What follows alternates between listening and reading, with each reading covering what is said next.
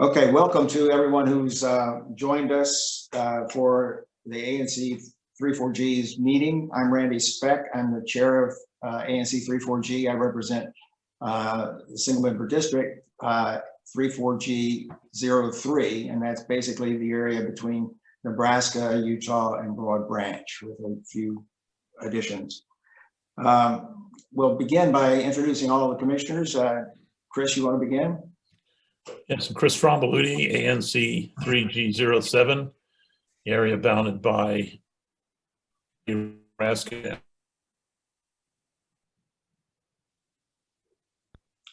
We lost a little bit of your audio there for a second. You did?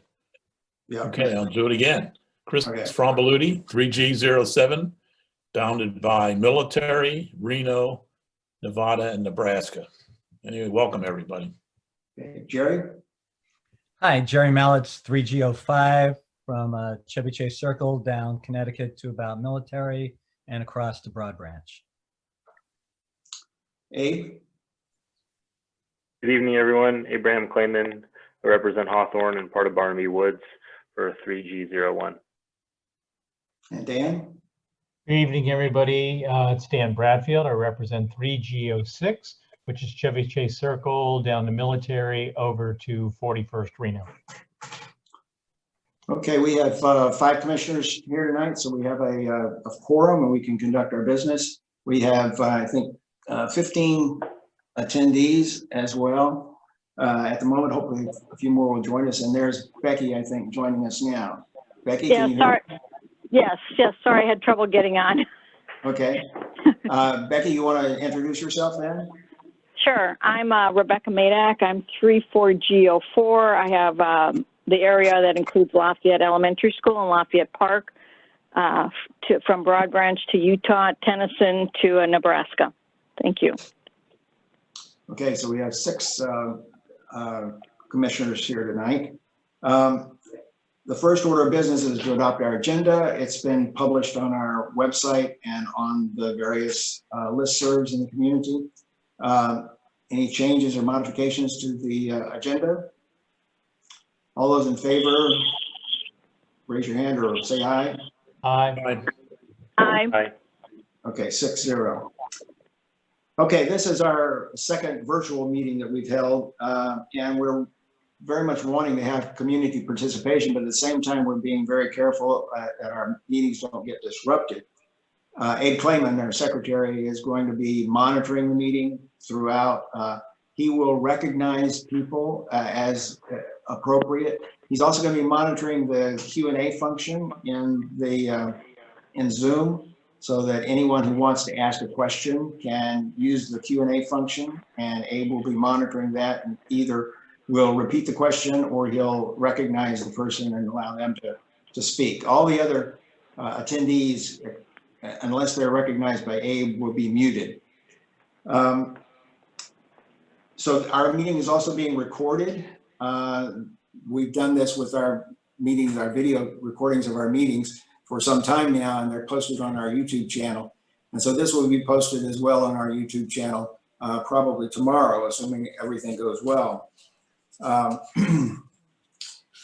Our agenda tonight is a bit shorter than usual. That's primarily because a number of the district functions are suspended right now, and so there are not as many activities going on. However, we do have several permit applications, public space permit applications to deal with tonight. We're going to try to finish by 8 o'clock. That may be a little ambitious, but we'll see whether we can do that. Okay, I'll begin with the commissioner announcements as is our usual practice. First is a sad announcement. Diane Warnke, who was our office manager for more than 10 years. I think she predates everyone except Chris and myself. But Diane was very instrumental in the ANC's work over that period of time. She's also a community resident. She's been very active in the community even before and after she was our office manager. So we're very sad to see that Diane died. We offer our sympathies to her family, and she's certainly going to be missed in the community. She was an important part. And then I have just a few reminders of things that we've mentioned at previous meetings, but that are important for everyone to keep in mind. The first is the sources of information about COVID-19. Coronavirus.dc.gov is always a good place to go for that. But jerrymallets.com is also a particularly good source for information about our community. Jerry assembles an amazing amount of information on his website, and we should all take advantage of that. The second is with regard to the June 2nd primary. That has been largely moved to a mail-in ballot. The Board of Elections has encouraged everyone to vote by mail if at all possible. The last day for requesting a ballot is May 26th, and then the ballots must be postmarked by June 2nd. And so everyone who has not yet voted by mail is encouraged to apply for an absentee ballot. There's no excuse required. Anybody can apply for it. There will be 20 polling places in the district for those who can't vote by mail or who elect not to vote by mail. And those will be open from May 22nd through June 2nd, except for Memorial Day, May 25th, when they'll be closed. And on June 2nd, they will be open from 7 a.m. to 8 p.m. They're a little bit shorter hours on other days. Finally, our ANC is doing quite well with regard to responding to the 2020 census. We've got well over a 70% response rate online, but anyone who has not yet responded should do so at my2020census.gov.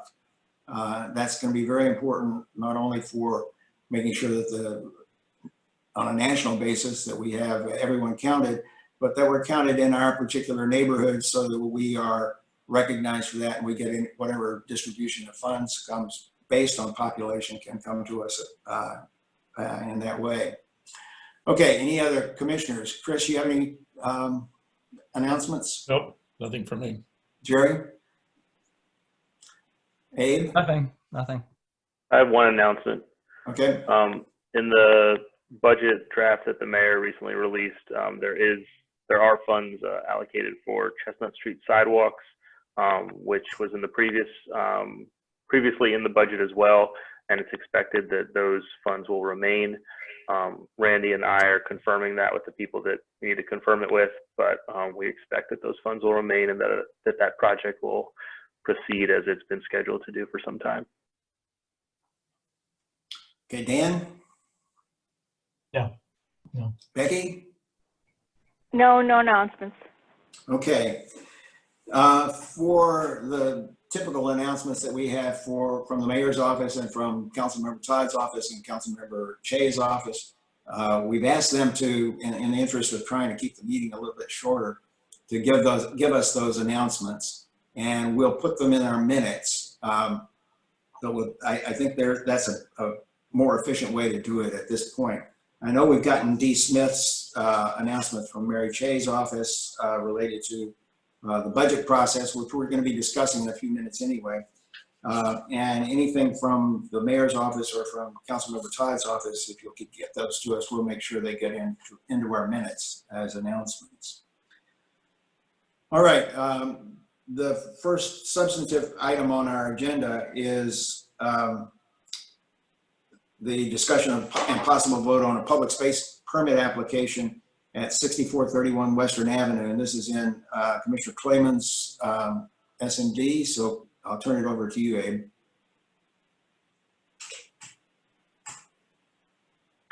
Thanks, Randy. I see Will Williams and I also see Eric DeBear are on the call. So I'm going to shortly make it so that both of you can talk. And you'll be able to explain a little bit about the project and the permit that you're requesting.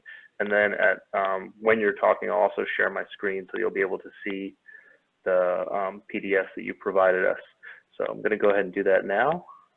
Eric, you should be able to talk. And Will, you should be able to talk.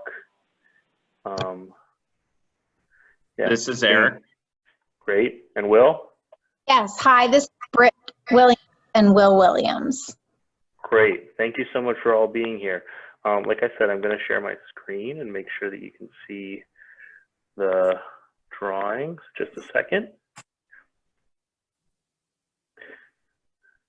And so I think once I share, if you wouldn't mind just giving a little background on what you're requesting and why it's so important to you. Yeah. Okay, hold on just a second.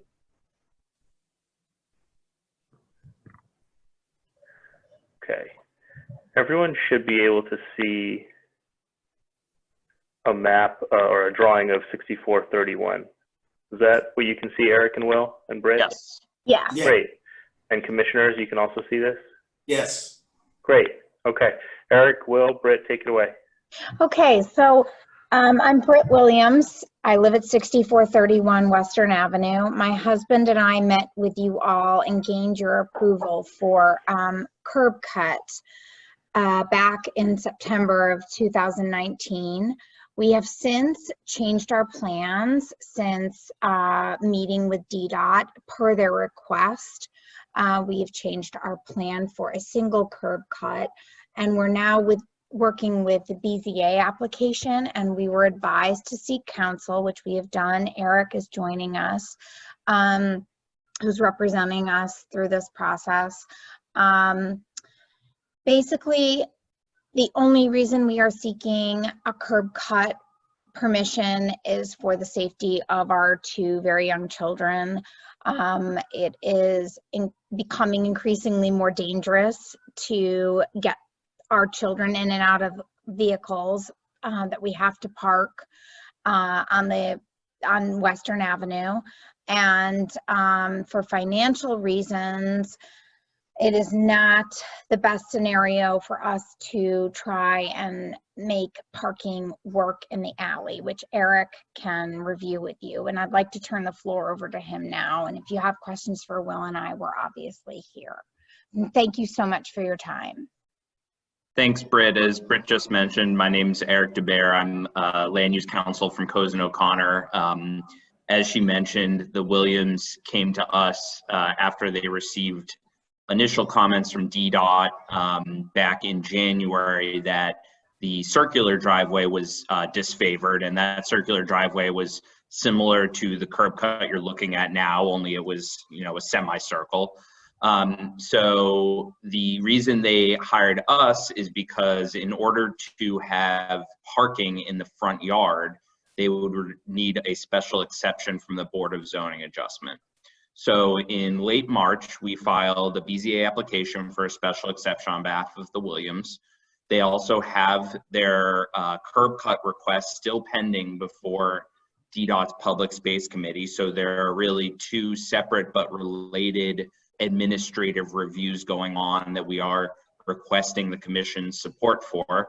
As Britt mentioned, her and Will came to you back in September, and my understanding is you all unanimously supported the circular curb cut, and now we are seeking your support for the single curb cut and the front yard parking.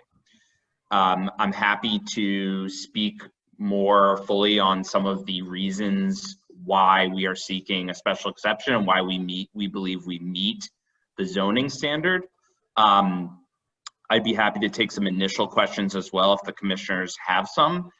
As Britt mentioned, there are some challenges in providing parking both in the side yard and off the alley in the rear yard, both financially, but more importantly, from a tree preservation perspective, as well as a grading perspective in terms of off the alley, where there is a significant drop in grade from the alley to the Williams property.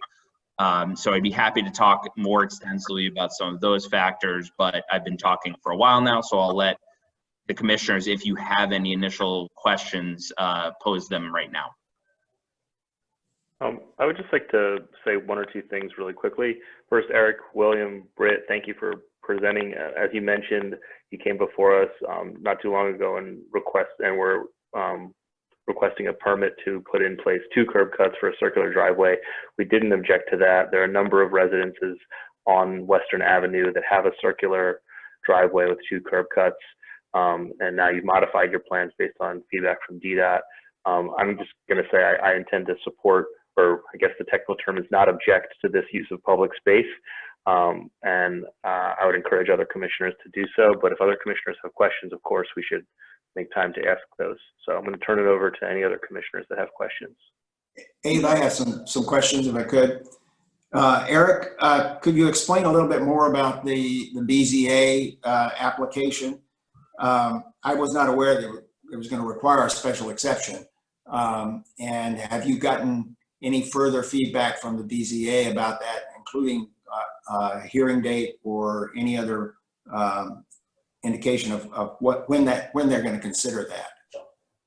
Yeah, so we had to file the zoning application in order to have parking in the front yard. So the Williams cannot basically have parking in the side or rear yard. And so the zoning regulations say that in the R zones, you cannot actually park in the front. And so we had to file a special exception application. Now, as we all know, as with most agencies, the Board of Zoning Adjustment is not currently in session. However, they have very recently begun having hearings on pending applications virtually. So right now, my understanding is they are going through the backlog of cases. They are currently scheduling up through the end of June, but we have not received a hearing date yet. So I would expect that we will not have a hearing date before the beginning or the middle of July, if that. And a lot of that obviously depends on how smoothly the Board of Zoning Adjustment can go through virtual applications when they're taking public testimony and having a full hearing. And so we're just kind of in a wait and see approach there. And just for the record, the Public Space Committee is also not having hearings, and so that's delayed as well. We were initially expected to go before them in April. Now we are just kind of, again, in a wait and see mode. I thought that the Public Space Committee was planning to, at least they had an agenda for a May meeting. Is that now off the board, do you know? I do not know. I suspect that might be for consent matters, but I can double check on that. We have not been. The last I looked at it, I think it was, they had some consent matters, but then there were, I think, 135 pending matters that were not on the consent agenda, which would indicate that they're not going to get even close to go through those in May. So it's going to be way down the line, I suspect. Yeah. Well, we haven't even, so far as I know, AB might know differently. Do you know whether we've even gotten a notice from the BZA about that application for a special exception? We have not gotten a notice from the BZA. We did from DDOT as part of the public space application. Okay. That's fine. I whatever we do with regard to the public space application is clearly going to have an implication for the BZA application. So I think you can probably count on our doing something similar for the BZA application, but that's really not pending before us right now. And so I think all we can deal with at this moment is the public space permit application. I have one other question. This is more about the design, and that is for the driveway, is that going to be all permeable pavers? I believe so. Britt or Will, I think. It's all permeable. Yes, when we met with you in September, that was your request, that it be permeable. And so we changed that in our plans, and it should all be permeable pavement per ANC's request. Okay. I know that the Public Space Committee will appreciate that as well. Okay, I have no further questions, Abe. Any other commissioners have questions? I have a question.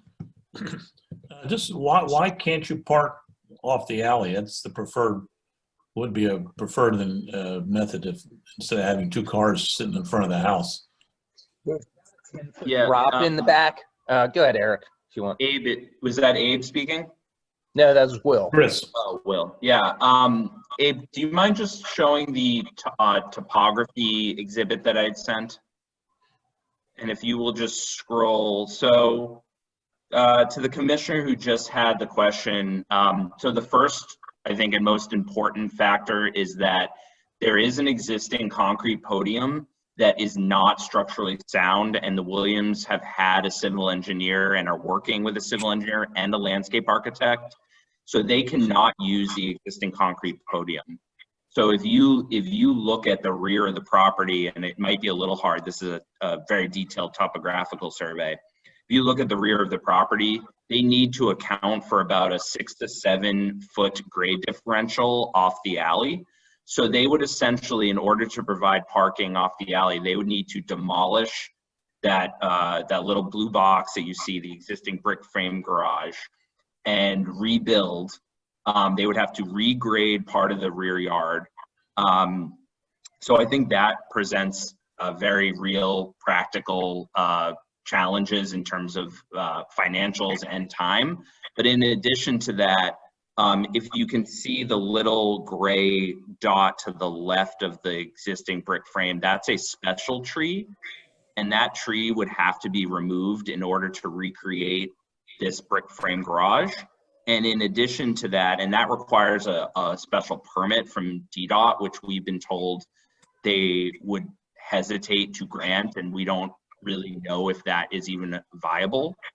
In addition to that, on the other side of the property toward the alley, there's a heritage tree, which you all may be familiar, just cannot be removed unless it's in an unhealthy state, and that is not the case here. So even though the brick frame would be recreated on the other side of the yard, it would be within the critical root zone of that heritage tree, and it could potentially damage it. So there really are a number of challenges, and beyond that, if they did provide parking out the rear alley, they would need a new retaining wall, which would exceed the maximum permitted height of a retaining wall within 25 feet of the rear yard, and that in itself would require zoning relief.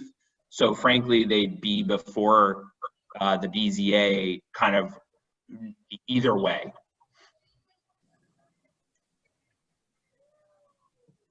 I can see the grading here. Answer my question, thank you. Any other questions from commissioners? Yes, I have a question. Mine's a very quick one. Are there other houses in our ANC that have a similar exception? There are 3 neighboring houses I know, and Will or Britt can chime in, that have front curb cuts and driveways leading to parking in the front yard. I believe Our very next door neighbors on the right of us and the left of us all park in their front yards with curb cuts. So we are littered amongst neighbors that have curb cuts and also park in their front yards. Okay, so you don't want to be different from the rest of them, right? I don't. I'm just trying to fit in. I'm from out of town. Okay. Thank you. Jerry, there's also one that we approved not too long ago on Military Road. There was a driveway, curb cut, and a parking space in the front of the house as well. So it's not that unusual. Okay, Abe, you want to offer a motion for our non-objection to this application? Sure. I move that we do not object to this public space application. Is there a second? Second. All those in favor say aye. Aye. Aye. Aye. Okay, I think that's 6-0. I think I counted 6.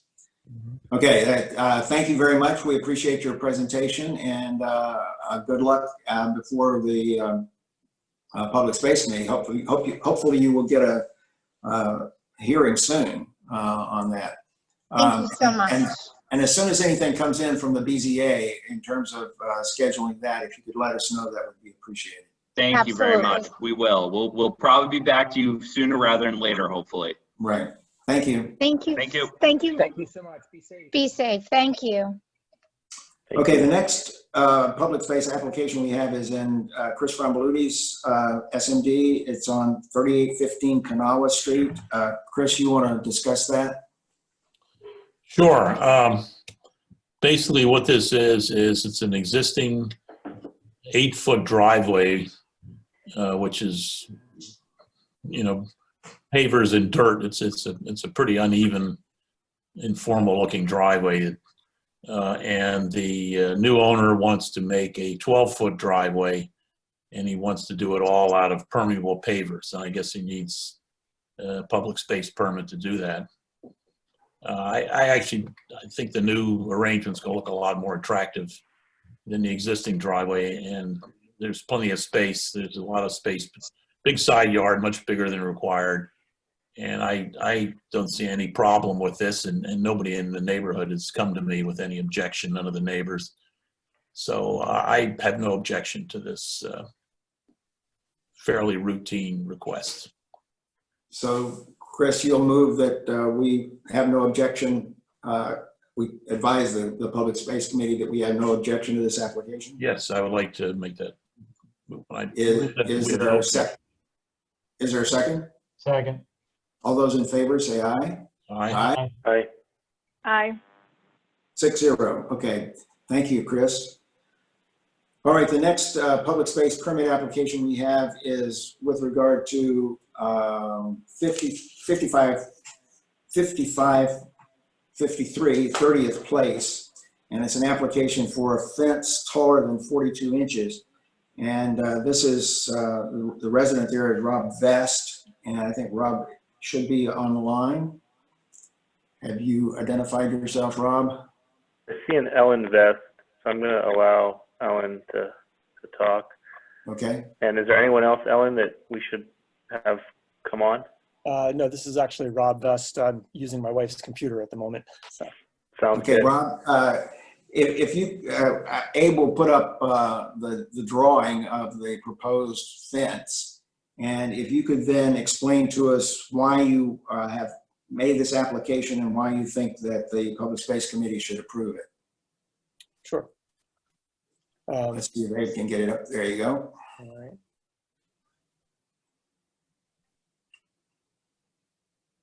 Okay, Rob, if you could just explain what you Sure. want to do. So thank you for taking the time to consider our request tonight. Even though we've lived at a bus stop with a small child for many years, we did not apply for an overheight fence by the street until now. However, these are very different times, and we live on a unique corner which now presents unique social distancing challenges in this time of global pandemic. The city has been serious enough about social distancing to shutter non-essential businesses and to issue stay-at-home orders. We've taken this situation just as seriously, barely leaving our property. However, we cannot remain inside the house at all times, which means that our yard has been pressed into heavy service.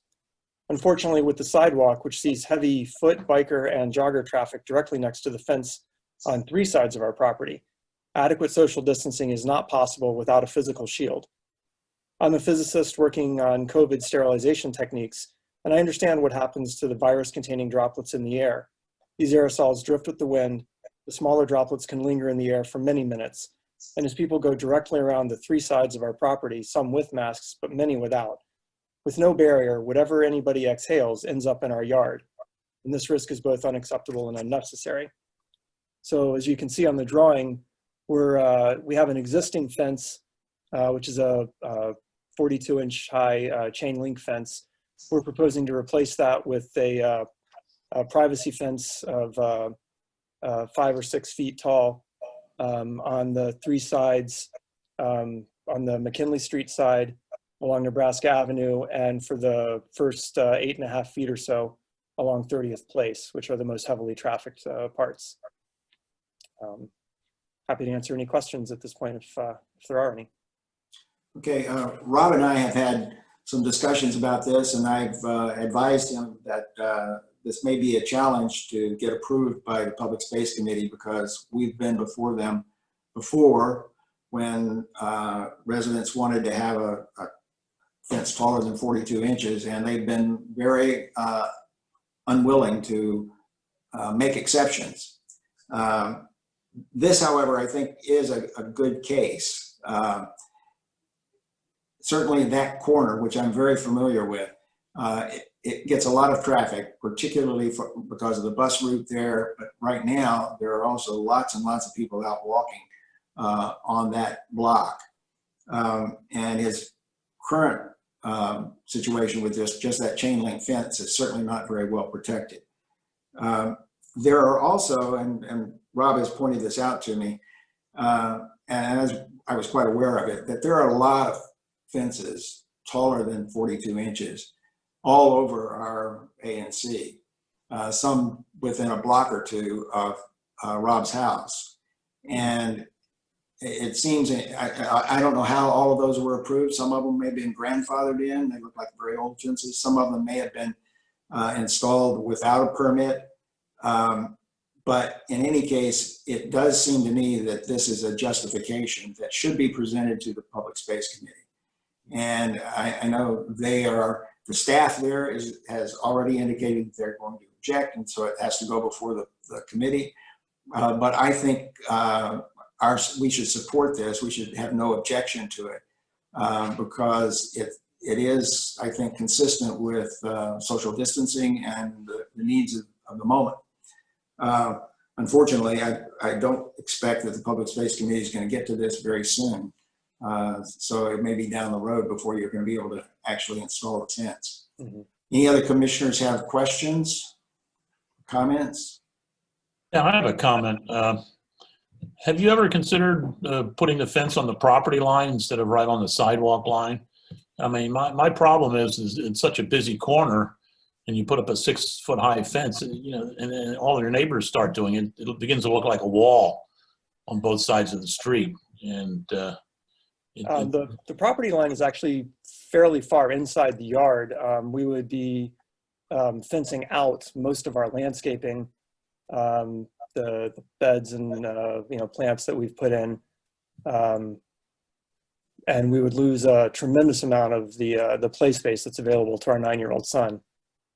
So I think the property line is just set back too far from the street to make that really practical.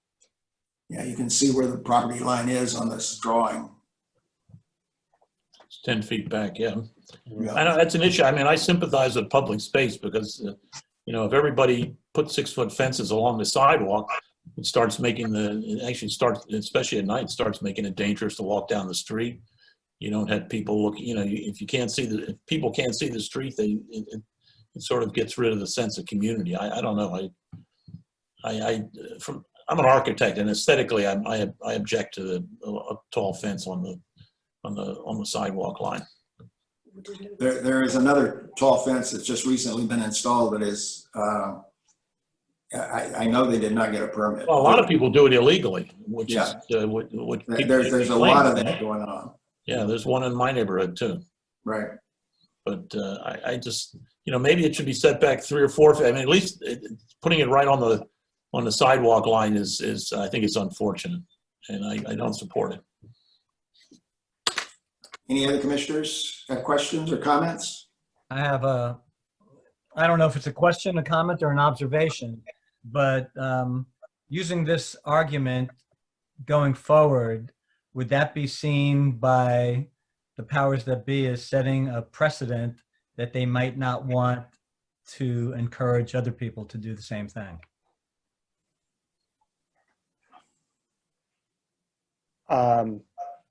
I don't know what the powers that be would, how they would feel about that as a precedent necessarily. I think, it is a response to the current health crisis that's ongoing. So I don't know that it's going to be a precedent for, 20 years from now. No, but my point is using that as the reason to do it would then be seen that others during this crisis, this would really be the setting a precedent that would give others the right to do it as well. And I'm not making a judgment. I'm just wondering if that would in fact become a de facto precedent. Well, it may be. Yeah, go ahead. If it's really a justification, a valid justification, then maybe it should be a precedent. But ultimately, that's for the Public Space Committee to decide. I think it is, I've warned Rob that they may well reject it for the reasons that Chris described. But I'm still, I think that the arguments are sufficiently persuasive that we should not object to it and let the Public Space Committee make their decision. Well, you know, the thing to think about is by the time that this thing gets approved and by the time it gets built, we might be out of this whole crisis. And so we built, you know, you build this big fence around your property, and by the time you get it built, you don't need it anymore. I just can't support this. I'm sorry. I understand your objection. From what I have been learning at work, I think this is something that's going to be with us for quite some time, though. What Okay. about a shorter fence or a somewhat see-through fence? Then would the other commissioners agree to it? Rob, Yeah, you can see is through that it. possible? I think it has to move up towards the property line. I don't like the sidewalk line. I think it's a bad precedent. Well, we would certainly be willing to consider lowering the fence to some degree. I think we had, in our initial request, asked for up to 6 feet. A 5-foot fence would probably be adequate to protect our, you know, my family. In terms of making it a see-through fence, you know, we're looking for something that's an effective barrier to, you know, aerosols blowing through the air. So something that lets the air through in large quantities is probably not going to be very effective for us. I have two questions. One, where's the current fence? The current fence is where it's shown on the drawing. It's right on the sidewalk on the 30th Place and Nebraska Avenue sides. And then on the McKinley Street side, it varies from about 2 or 3 feet to about 3 feet to about 2 feet inside the sidewalk. So We're this just fence asking to would use the replace existing line. that fence Yes, exactly in the exact same spot? exact same spots. We're not asking to Exact same move spots. anything, just replace Right. the fence. Got it. And is there currently an application before the Public Space Committee? Yes, sir. Okay, but this is the drawing we have. Yes. Got it. Okay. I agree that this is too close to the sidewalk. Well, if we I move it- just have a question, because since I'm on the phone and I can't see the diagram, so it's replacing a fence that's already there against the sidewalk. So we're That is not correct. really losing anything, because it's already there. Yes. So Yes. But it's- why it's a- would we, It's a short chain link fence, though. Yeah, people put short fences along the sidewalk all the time. It's kind of attractive. You know, you get wood picket That's- fences and chain link fences, but a 6-foot high stockade fence will be extremely unattractive right on the sidewalk. I can appreciate that. I'm a graphic designer. I live for aesthetics and I pay attention to aesthetics every day. I enjoy many city parks and I can certainly appreciate that. We have not asked for this up until now. We're asking for this so that we can protect our family, and I am willing to do a lot of things for aesthetics, but I don't know, make my son wear masks in the yard and keep him at home while other kids are running around the neighborhood, or take part of his play space for aesthetic purposes at this time. I'm afraid it's a tall ask for our family. You know, if you set it back 4 feet from the sidewalk, I wouldn't object to it. It's the fact that it's right on the sidewalk. So that you know, you're going to have to give a little to get what you want. 4 feet? Well, 4 feet. 4 feet on the Nebraska side? Yeah. 4 feet on all the sides. On all the sides. Well, we're not That's a much bigger, particularly on the 30th Place side, that's a much bigger portion of the available space. So I think and 4 there's a feet. tree there. We don't have to Yeah. I mean, basically we're asking for the fence to turn that corner so that it can stand up. You know, we're not asking for a run of fence along that side. We're asking for a panel of fence along that side The for 30th Place side. stability reasons. And we could put that panel behind that tree there. I'm not sure why you need a panel to keep the fence up. If you put the posts in the ground, that's what Yeah. supports the fence. It's not. Okay. Yeah, that would, Well, I'm happy to Okay, stop it at that corner. Honestly, there's a tree there and there's not much, there's bushes there, you know, that's not a great playing corner. It's the Nebraska Avenue side that's really the that would, really the high traffic mhm. area. Well, if you set it back 4 feet from Nebraska, and then you don't need it on 30th place. Is that what you're saying? Yeah, I don't think we need it on Yeah. 30th I place. mean, we'd like a fence on 30th place, but the 42-inch regular fence, I think, would be adequate there. Yeah. And we can go out and measure, you know, and see where 4 feet would put us. It would be about a foot inside the existing beds. Well, let me suggest this. Obviously, I don't think the Public Space Committee is going to get to this anytime soon. If you want to go back and look at the layout there and see if there's a compromise that you can reach so that we can satisfy all the commissioners, I think that's probably going to be your best bet. It will also indicate to the Public Space Committee that you're really making efforts to try to compromise here and resolve this. Yeah. Okay. I mean, we can take a look at that if you also consider, you know, the fact that we're eating into our son's play space. Sure. Other kids are running around the neighborhood and we're keeping our kid at home. Sure. Yeah. And so that's, you know, once again, I appreciate aesthetics, but we're living here. If you could just take a look at that, I don't think this is going to slow it down in terms of ultimate approval. So if you could take a look at that and then come back to us and see if there can be any modification, I think that certainly would address some of the concerns that other commissioners are having. When is your next meeting that we could? Our next scheduled meeting is June 8th. 8th of June. Yeah. But this is not going to be heard until at least the end of June by the Public Space Committee. Is there any provision for putting a temporary, I know you can get sort of roll out bamboo type fences, you know, that would have to attach to the fence that's there currently, but it could be removed, you know, when a vaccine is developed and this is no longer a social problem, that could be removed. That's a thought too. I think we'd have to check with the Public Space Committee and see if that would be permissible or not.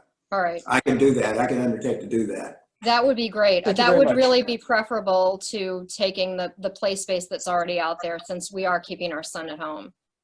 Okay, why don't I check with the Public Space Committee and see if I can find out how they would view something like that. Okay. Okay. Thank you very much. Okay. Thank you. And we'll take a look at the setback and what accommodations we can make in terms of the location and height of the fence. Okay. Great. Okay. Thank you very much, Rob and Ellen. We appreciate it. Thanks for your time and Thank you very thoughtfulness. I appreciate that too. You bet. Okay, the next item on the agenda is an update on coronavirus emergency impacts and available resources. And Jerry has been following this extremely closely.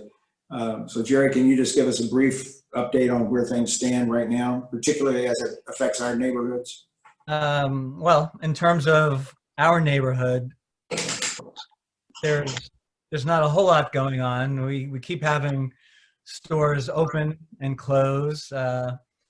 Many places applied for the small business micro grants. Everybody was supposed to have heard by May 8th. That wasn't the case. Some people needed to give more information. Only a couple of people actually got some money. Some people actually got more money than it was said that people were going to get, but they did. So it's been a very, very mixed bag. Surprisingly, very surprisingly, people seem to have had better luck with the federal government's PPP. More of our local businesses received those than they have received the small business micro grants. But that's still in the process. As I said, some people still need to give more information. So that's still, you know, up in the air. In terms of places, I think we all saw that on Sunday, Child's Play was given permission to be in the vanguard of trying to figure out if businesses could operate under different operational status. So they now have a table in front of the store, and people can come up there. They can grab and go. They can even place an order there. Somebody will help them out, and they could just wait there, and they'll be given it. So Politics and Prose was another one. There were a handful of stores across DC that fit under the EARS, Education and Recreation something or other pilot program. So that was good news.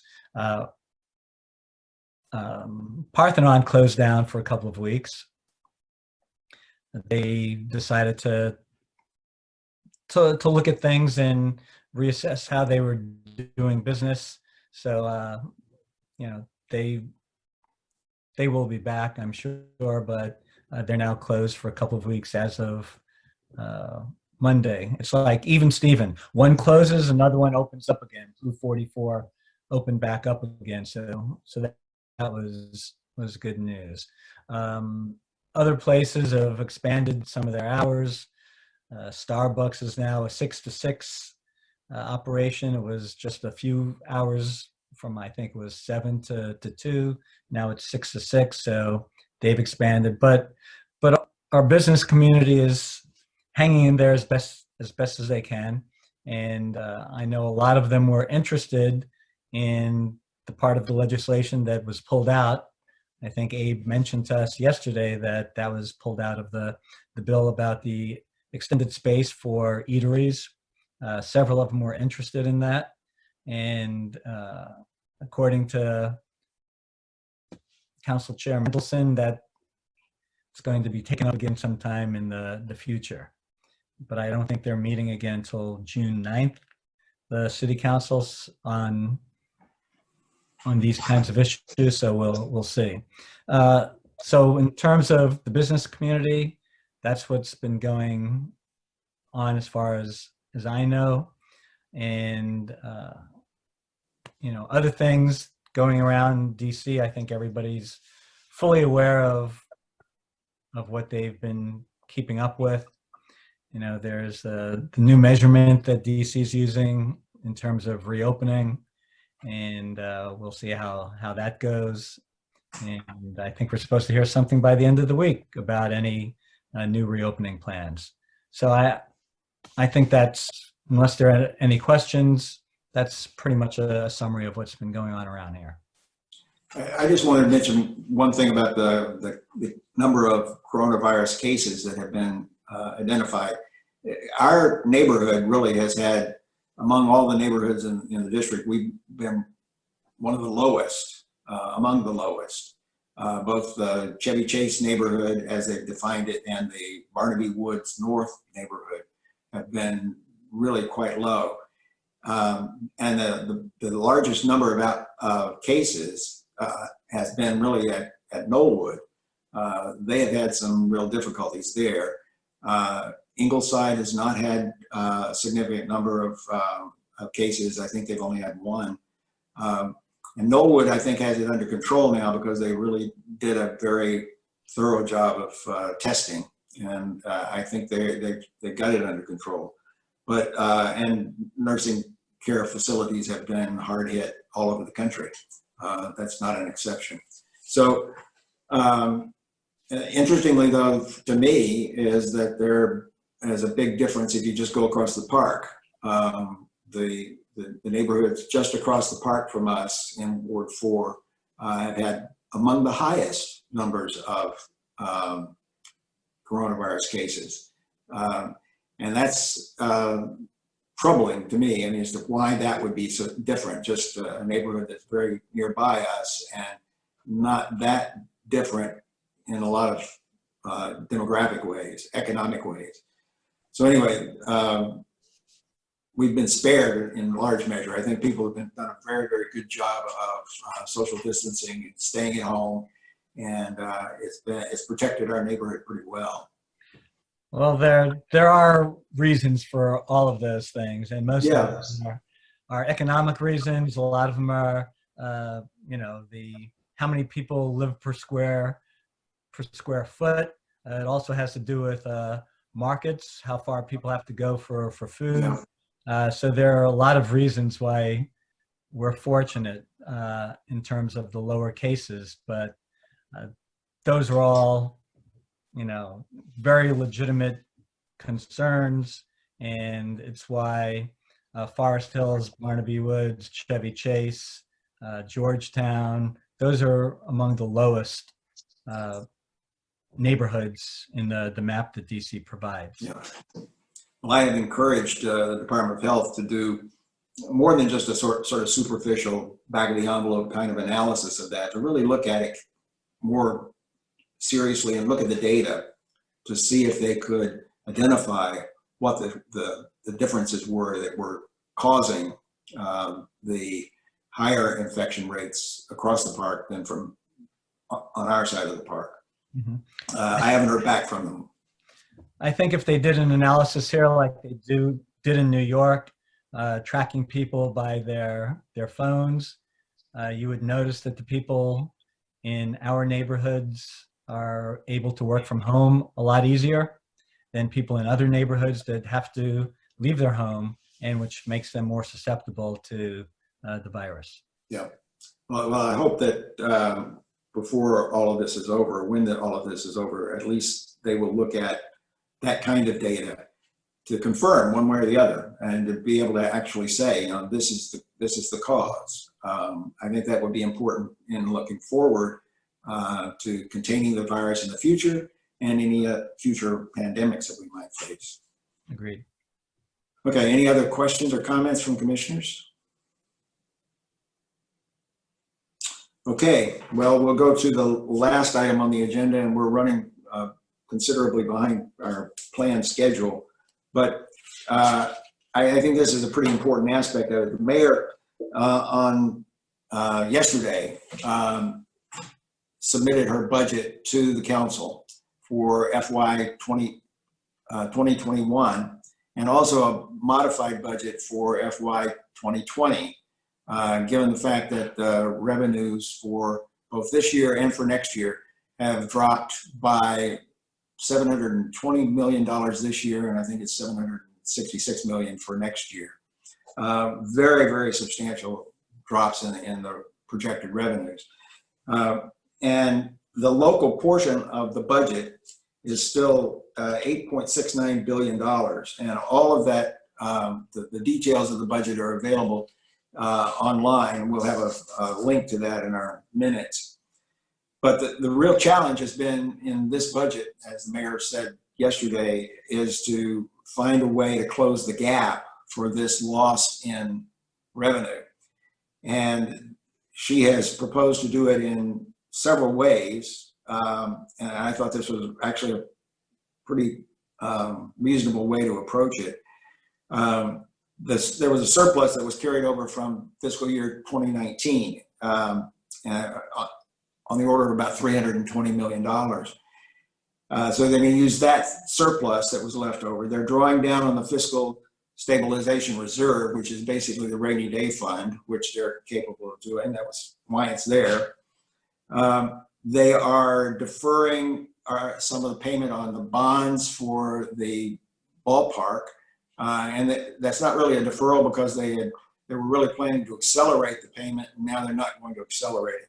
So that saved them some money. There's some bond refinancing savings. And then the biggest thing is that they are not going to have any cost of living pay increases for district employees. And that's really projected over several years. And then there are some various agency cuts, budget cuts too. Just as a few highlights of the things that affect our neighborhood that I was able to draw out of the budget. The capital budget, which includes projection over 6 years, includes new funding for the Chevy Chase Community Library, which was, there was no funding for that in the past. It now has $20.753 million in FY 2024. So there's still some time off, but that was something that we didn't expect, didn't necessarily expect, but is welcome, I think. It includes also the previously approved $19 million for the Chevy Chase Community Center, which we were a little bit concerned as whether they might actually even take some of that money back, since it's not being spent right now. We're only in very earliest stages, but all of that money is still there as well. With regard to the Office of Planning, and these are sort of related, and I'll talk about that in a little bit, but there's a proposed 23% reduction in the budget for the Office of Planning. And that's particularly important because there's a significant part of that is cutting back the contracting for design and neighborhood planning. And that is how we would get a small area plan. Typically, in the past, they've contracted out to have that work done. So that's a big cut in their budget. They essentially don't have money now for small area plans. On another topic, and this is the small businesses and how they're going to be supported through this process, there's a proposed 4% reduction in the spending for the Department of Small and Local Businesses. But really the big hit is in the deputy mayor for planning and economic development. And this is the district agency that has supervised the micro grants that Jerry was talking about a minute ago, and has been at least one source of funding to help support small businesses. But they're going to have a proposed 31.3% reduction in their budget. It's unclear exactly what impact that's going to have on grants to small businesses or to other services for small businesses, but that's something I think it raises a red flag. Next, the Department of Energy and Environment has an overall 22% budget cut, which is very substantial. But there are two programs in particular that we have supported in the past, and they look like they're being just almost completely eliminated. One is the lead pipe replacement program, which is a health and safety issue, getting rid of lead pipe service lines on your water lines. And that was cut by $261,000. And then the Clean Rivers Impervious Area Charge, the CRIAC relief program, which was for nonprofits and for low income water customers. That's being reduced or cut almost entirely by over $3.8 million. So there's not going to be much of that left at all. That's a program that has been particularly beneficial to Knollwood and Ingleside and to Temple Sinai in our community. The Department of Transportation, Abe mentioned this at the beginning of in his announcements, that although DDOT has a 1% reduction in its budget, which is really quite modest, the construction of Chestnut Street sidewalks we expect to go forward, and the construction certainly of Oregon Avenue, which is already well underway. We would expect those to go forward. I've asked Councilmember Todd to confirm that, and I haven't heard back from him, but I suspect that those projects will be continuing. The Department of Aging and Community Living, we've supported in the past the program that's run by Iona Senior Services called Around Town DC. And that's really the substitute for not having a brick and mortar senior center in Ward 3, because it's been an opportunity to get activities for seniors. And I know our seniors are particularly dependent on it. There is a 4.7% reduction in their budget, and the budget for contracted services is reduced by 7%. I'm still trying to find out from Iona what impact this has on that Around Town DC program, but that's certainly something that we've been supportive of in the past. A good thing in the budget is capital budget includes $56.354 million for a new Foxhall Elementary School. This would be at the old Hardy School site on Foxhall Road. And that's not going to be until FY 2023 to 25, but this is intended to at least have some relief for the overcrowding in the Wilson feeder system. And it will require probably some boundary changes for some of the elementary schools, but hopefully it can give some relief to elementary schools. We need more than that, though. It's going to be, we probably need a lot more than that. Then a couple of just observations. One is the Board of Elections. There's no acknowledgement in the budget that I could find anyway about the change in the probable change in the November general election. I assume that there will still be a substantial reliance on mail-in ballots, and that we may or may not have 144 precinct polling places. I think that's going to be different in some respects, but there's no acknowledgement of that in the budget as to whether it's going to have an impact on costs. And it seems to me that that's something that they should at least be discussing. And finally, the Office of Advisory Neighborhood Commissions, their budget is basically the same, and that includes the allocations to ANCs. And so our allocation will remain, under this budget, our allocation will remain at $4,700 a quarter. So where do we go from here with this budget? The council begins hearings this week. All those hearings are going to be virtual. There will be live testimony from some public witnesses for some of the committees. Each committee sets its own rules for how the hearings will proceed.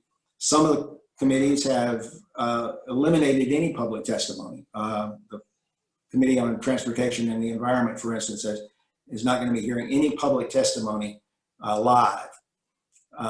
Other committees have limited the number of minutes that each witness will get to only 1 or 2, which makes it essentially useless in terms of trying to make your case in that live testimony. So the alternative really is to provide written testimony, which we've always done in the past as well, although we've had live testimony too. And that's, some of the committees have asked that that be submitted in advance so that it can be reviewed prior to the hearing with the public, with the government witnesses. There's also a way for individuals, anyone can call a number that was provided in the instructions for each committee, where you can record a 3-minute testimony, and that then gets transcribed and will become a part of the public record for the hearing. So there are a variety of ways that people can express their concerns or their support for various parts of the budget. I am a little concerned that there's nothing that can be done about it, because obviously the mayor had a big undertaking to try to get the budget put together after realizing that the initial plans for the budget no longer were applicable given the change in circumstances. So it's been a struggle, I'm sure, for them to get all this work done. But that leaves very little time for the public to analyze the budget and to make comments to the council, and for the council then to make changes if necessary in the proposed budget. All of this is going to be wrapped up by the middle of July, and it's going to be a pretty harried process, I think, trying to get all of that done. So what I'm proposing is that we have 4 categories of testimony. And given the schedule and uncertainty about when we're going to meet next and what's going to happen in the future, I think the best way to proceed is for me to outline what the proposed testimony would be. We can vote on it then and decide whether that's the direction that the commission wants to go. And then I can draft the testimony and circulate it to commissioners following whatever guidance the commission is given in this meeting. I think that's the only way really we're going to be able to participate in this hearing process and have an influence on the outcome of the hearings. So the first category that I would have is what I've thought of as the future of the Chevy Chase Gateway, which we introduced as part of our comments on the comprehensive plan. We've now got $20 million in the budget, capital budget for the library. We've got $19 million in the budget for the community center. And in exchanging some comments among the commissioners over the last day, since we learned all of this, it seems really to make sense to combine these two projects rather than treating them as two separate and distinct projects. And we thought about that from the very beginning, and we had hoped that we were going to be able to treat that as a single campus where we could coordinate the efforts with the library and the community center. Now this may give us the opportunity we wanted to do that.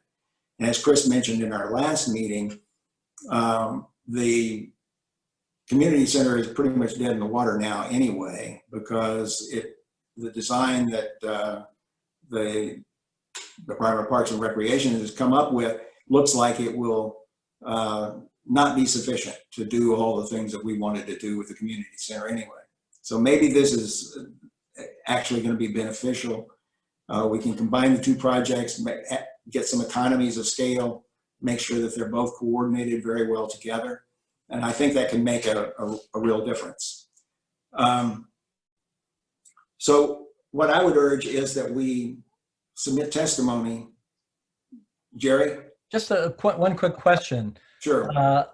Are they, is Bell Architects still burning money on the other project? No? Isn't that right, Chris? They're pretty much stopped, aren't they? Yes, the project's been stopped until the budget's resolved. Okay. Right. Thank you. Randy, Sam Stevens from Councilmember Todd's office is asking to be recognized. Do you mind if we let him talk Sam? real quick? Sure. Go ahead, Sam. All right, can you guys hear me? Yes. Great. So I just wanted to confirm with you, apologies, I've been on leave the past few days, so I just saw your email, Commissioner Speck, but there is money in the budget for the Chestnut Street project. I'm not sure exactly what the increase or decrease is, or if there is one, but I know I'm looking at it right now. There is money in the budget for that, and there is still money in the budget for the Oregon Avenue project as well. And I can get you kind of the details of those numbers via email. Good. That would be appreciated. Thank you.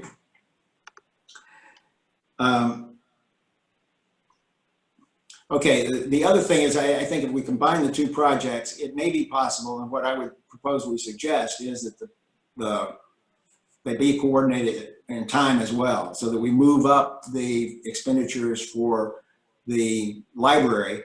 Instead of 2024, move it to 2023 or thereabouts, so that we can coordinate both of these projects, have them go on simultaneously, get everything done more efficiently that way. And then the other thing is we talked about when we were doing the comp plan comments and our resolution on the comp plan about the possibility of housing above the library. And I think we ought to think about that in the context of this now real modernization of the library. But none of that can be done really without thinking about the plan, whatever the plan is for this Chevy Chase Gateway. So in the interim, while we're trying to coordinate and consolidate these two projects, before we get started on that, we really ought to have a small area plan.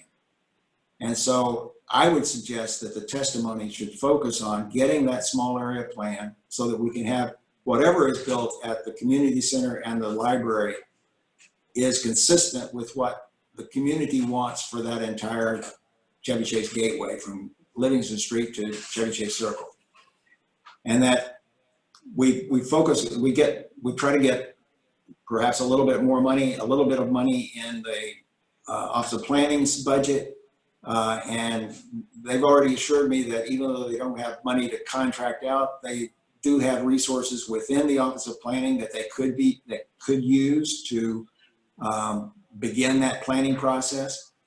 And we may be able to draw on universities or other experts in our neighborhood who might give us pro bono help on doing some of this work to get that planning started.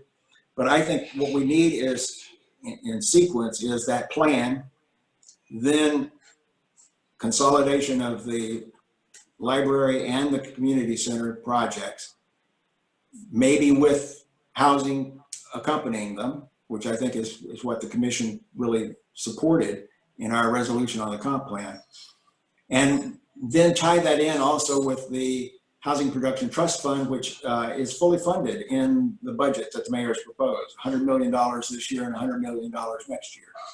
So if we can get some subsidies from the government, from the district on through the Housing Production Trust Fund, we might be able to combine all of these projects together. I mean, this is ambitious, but I think this is what we should propose in testimony, to sort of tear down the silos between these various committees and between the various departments and say, let's get the library, the Department of Parks and Recreation, the Office of Planning, and the Committee on Housing, all of them together to focus on addressing this issue holistically. And I think that it's going to be a little bit different in terms of what we've proposed to the council in the past, but I think this is the way to do it. Before I go on to anything else, maybe we should just discuss this. Yeah, let me just say one thing. It makes absolutely no sense to do the community center and then 3 years later to do the library. What that would do is it would mean that just about the time that people were beginning to move into the community center, they'd go and rip up the whole site again to do the library. It's totally inefficient, and you know, it's the wrong way to do it. So, I mean, just the fact that they put the library on the budget for 3 years later means they really need to combine those two projects. Right. Any other comments about that approach? Well, I would move then that we prepare testimony along those lines, and that I then circulate it to the commissioners for comments and changes, and that then we submit it to this. Basically, what I've got in mind is the same testimony, but the 4 different committees that have various responsibility, because the way the council divides all of this up, they only look at their own little niche, and we've got to get them beyond that to say, look at this holistically.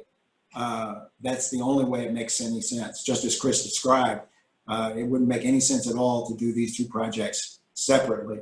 And we ought to also do it within the context of a small area plan. So I would make that motion. Is there a second? Second. All those in favor say aye.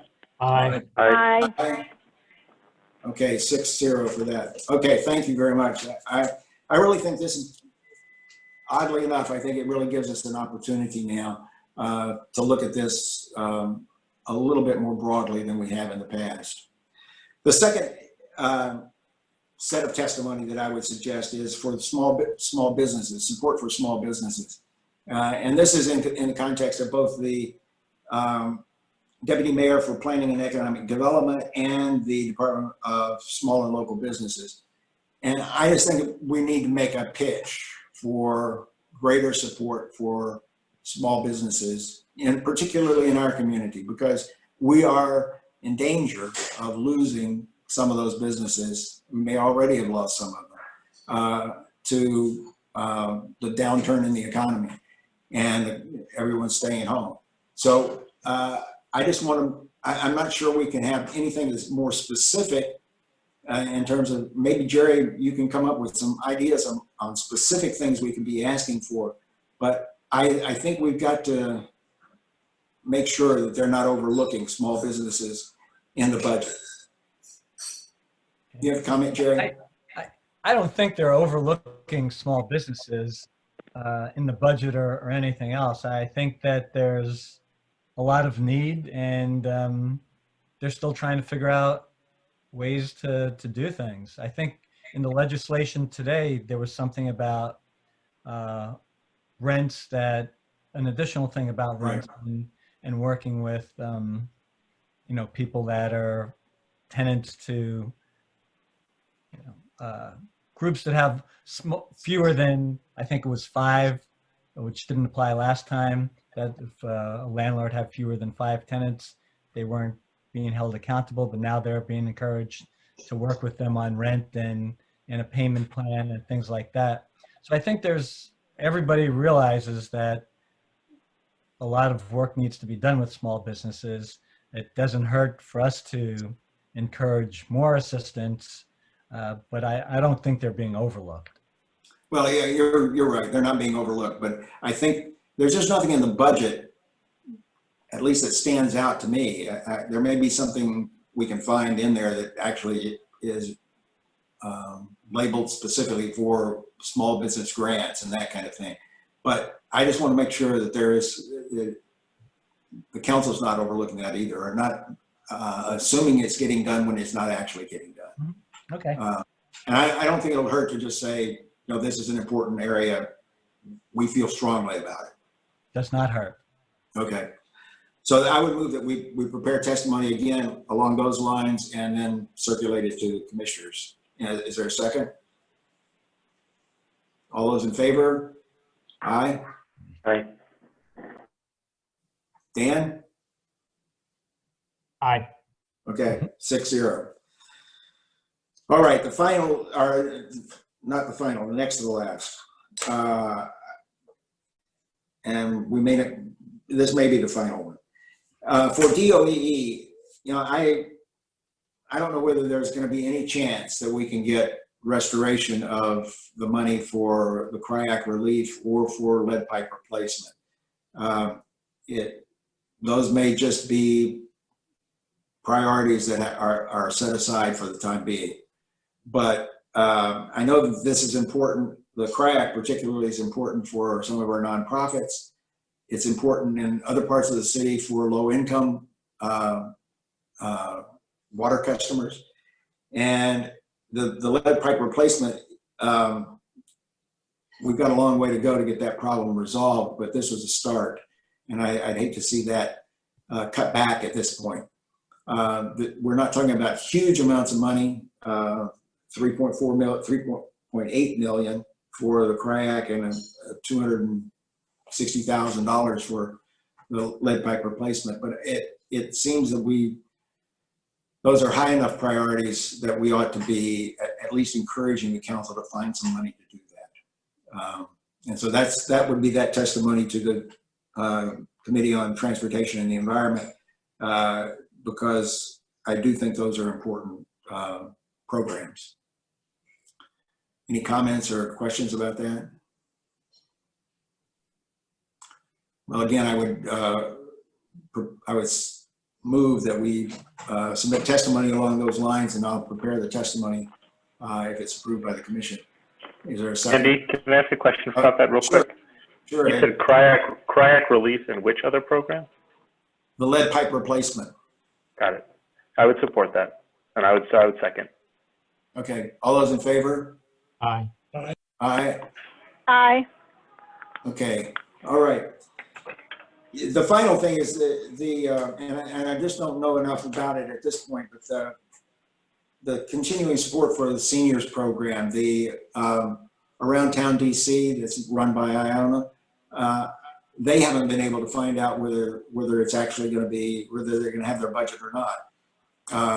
But if their budget does get cut, this is really the only senior program funded by the city for Ward 3 and for our seniors. And I think it would be a big mistake to drop that program. So if it turns out that really regardless of whether it's in or out of the budget, if it's in the budget, we ought to support it. If it's out of the budget, then I think we ought to ask for a restoration. And I would move that we have testimony along those lines. Is there a second? I second. All those in favor? Aye. Aye. Aye. 6-0, okay. Okay, that's all I've got. Anyone else have anything else in the budget that you think deserves our attention and that we should be submitting testimony on? Sam, I see, has a question about which senior program it is. It's the Around Town DC, which is supported by, or is run by Iona Senior Services and in a contract with the Department of Aging and Community Living. All right, the only thing left then is for our commission business. We have our minutes for the April 27th meeting have been posted now just today on our website. But are there any modifications or changes anyone has to those minutes? Okay, all those in favor of adopting the minutes? Aye. Aye. 6-0. Okay, our regularly scheduled meeting is June 8th. What are people's thoughts about whether we should go ahead on that schedule, or should we just wait a bit and see how things develop? I don't think we should wait too long into June before having another meeting. Jerry? Well, June 8th is also supposed to be the day that the stay-at-home restrictions are to be, well, it's through June 8th. But we're going to find out before that if that is in fact going to be any earlier, any changes. So I don't know if it hurts us to wait a little bit to see what might happen in the next week or so with what the new orders are going to be. Okay.